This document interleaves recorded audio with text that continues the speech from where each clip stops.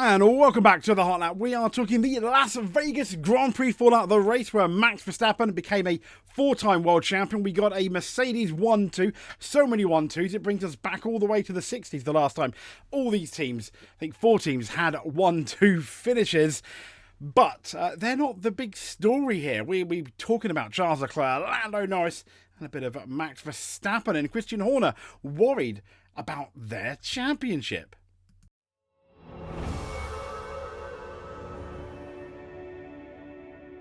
So let's talk Charles Leclerc. As we kind of mentioned last time around, he was not happy.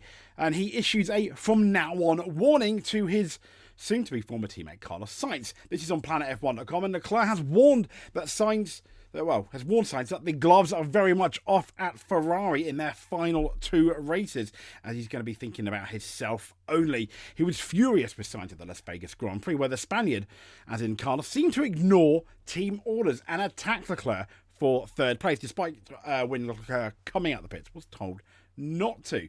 As you know, Charles Leclerc is not a million miles away, 20-ish points away from a potential 2nd place in the F1 Drivers' World Championship. He wants that. Let's be fair, Sainz definitely is not getting it. And, returning to the track after his 2nd pit stop, this is where the big issue was. Leclerc was told by his race engineer that Carlos has been told not to overtake, but it is really close. You might be just in front.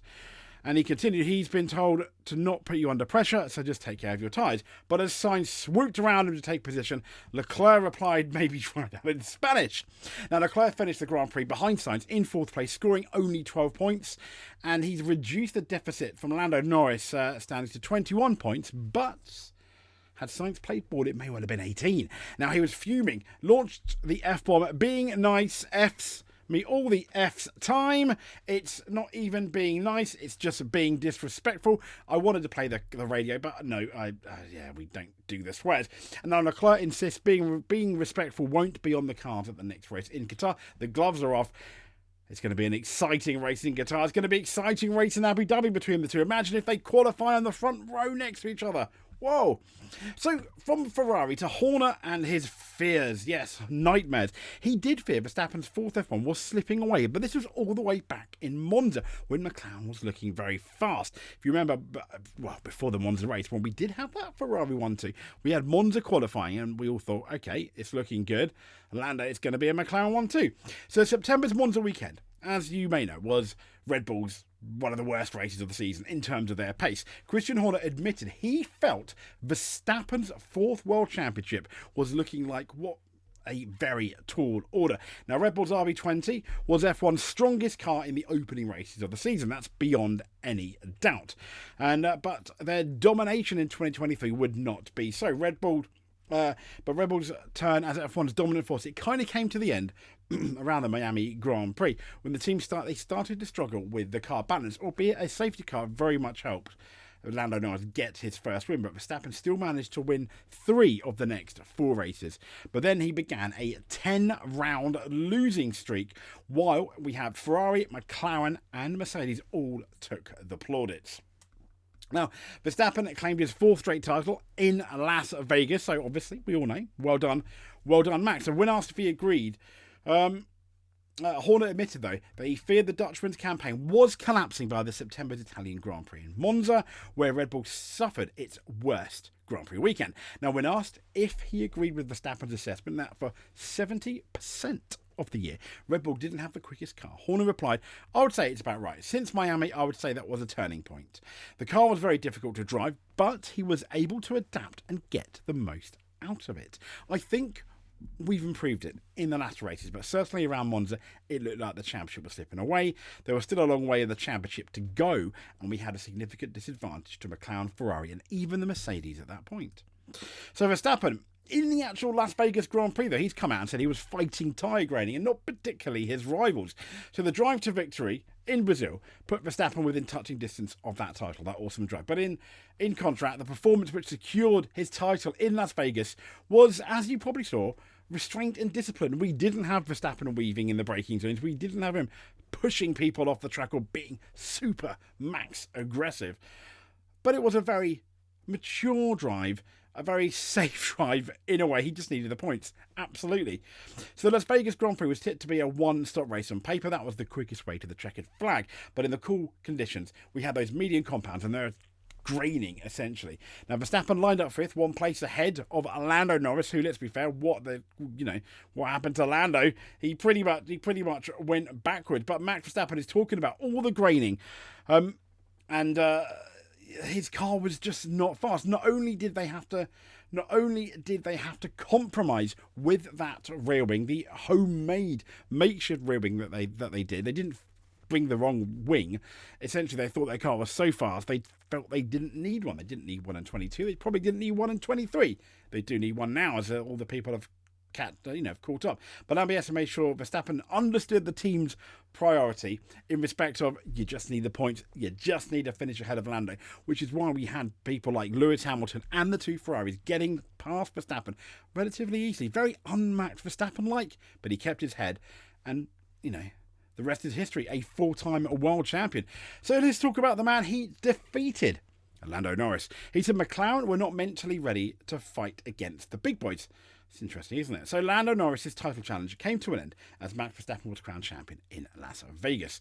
He says McLaren were not ready to fight for the title this year after Max Verstappen was confirmed as the world champion in Las Vegas. Norris was unable to keep the championship alive when he finished sixth behind Verstappen in Sunday's race. He was involved in his first title fight of this season. He said, I didn't expect to be in the title fight.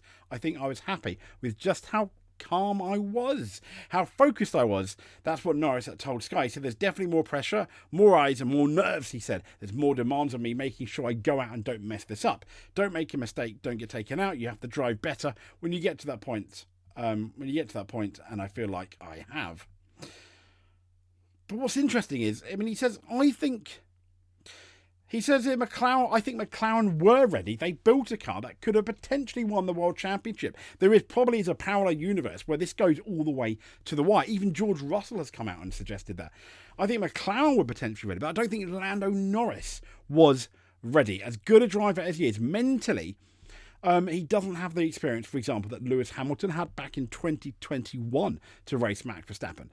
And for example, as I said, the epitome of it was America, when he left the door wide open at the start after getting a fairly okay start, a start good enough to stop Max getting the lead, but he left the door wide open, allowed himself to be pushed off the track, knowing what Max Verstappen is like. And yeah, that kind of stopped him essentially winning that race.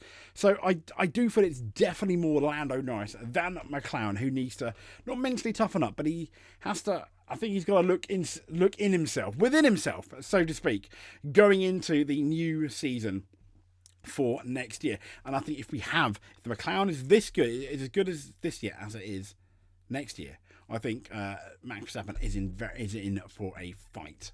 Very much so. But let's talk about Lando Norris' teammate, Oscar Piastri. He concedes that Ferrari's Las Vegas points haul was not ideal in what is potentially going to be quite a tight Constructors' Championship. McLaren driver Piastri, he admitted that Ferrari's strong showing in Las Vegas wasn't what the team were hoping for in the tense fight for the Constructors' title. Ferrari were arguably the favourites going into Las Vegas, but no one told Mercedes that, and they came out with a car that to be fair, before the weekend started, had you put a bit of money on Mercedes, you would have come back a rich man. Just 24 points now, though, separates the two teams, meaning the battle is probably going to go down to the last race in Abu Dhabi, unless McLaren have an amazing race in Qatar.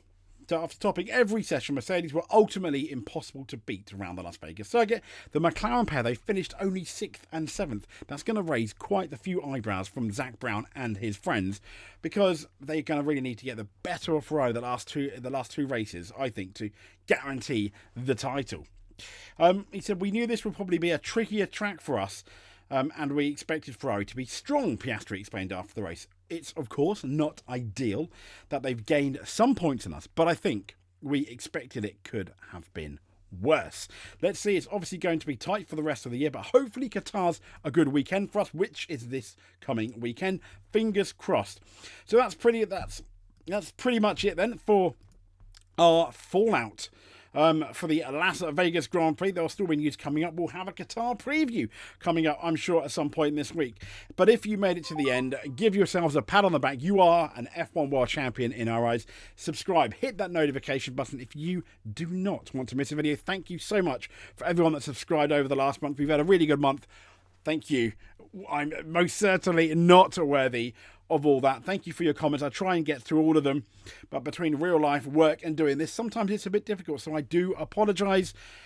I'm out though. Speak to you soon. Stay safe. And once again, thank you very much. It helps once again. I know. I always forget to hit the wrong outro button. Here's the outro button. I'm hitting it now. See ya.